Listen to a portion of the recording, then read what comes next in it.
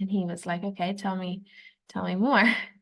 So, like, I was really expecting that to be the end of the conversation because typically in our normal relationship, that would have been like he would have walked away and been all upset, and it would have been probably a couple days later till he finally got over it enough to maintain normal life, and we never would have talked about it again.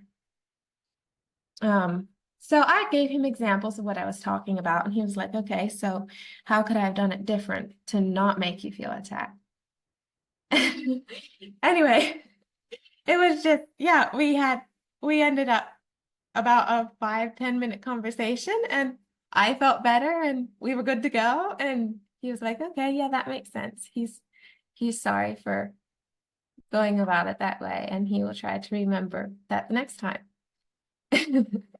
Anyway, I was just like, okay, Lord, it just keeps getting better and better. So anyway, that felt like a pretty huge win for me.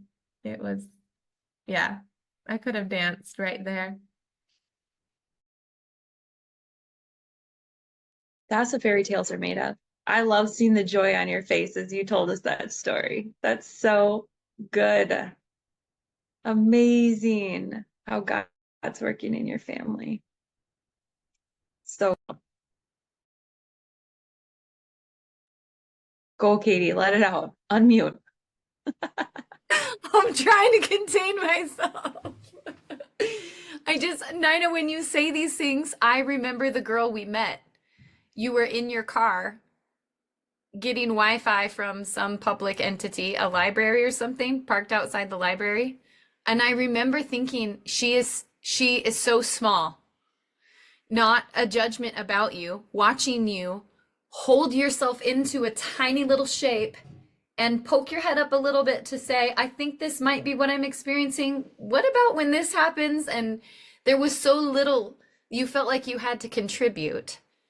And I could just see like the brace around you, like you were so tied up, like bound all around you like a shell. And it's like you felt like if you popped out of that shell, the whole world was going to fall apart.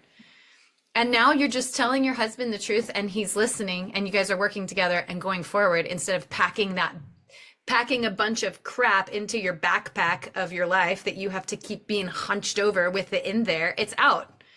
And you're just holding hands with a partner who you guys are going to raise your family together. Mhm. What? And the other kind of cool thing added to it, just a little side note, was that Haley was standing there watching the whole exchange. And I was like, at first I was like, my original tension, like, no, she's right here. We can't talk about this. Then I was like, no, she has seen us scrap and not be able to come to any conclusions, go away mad at each other. Like, she should see this. She definitely should be seeing this. And so that was just kind of another neat side note that I thought about. So epic. So wild.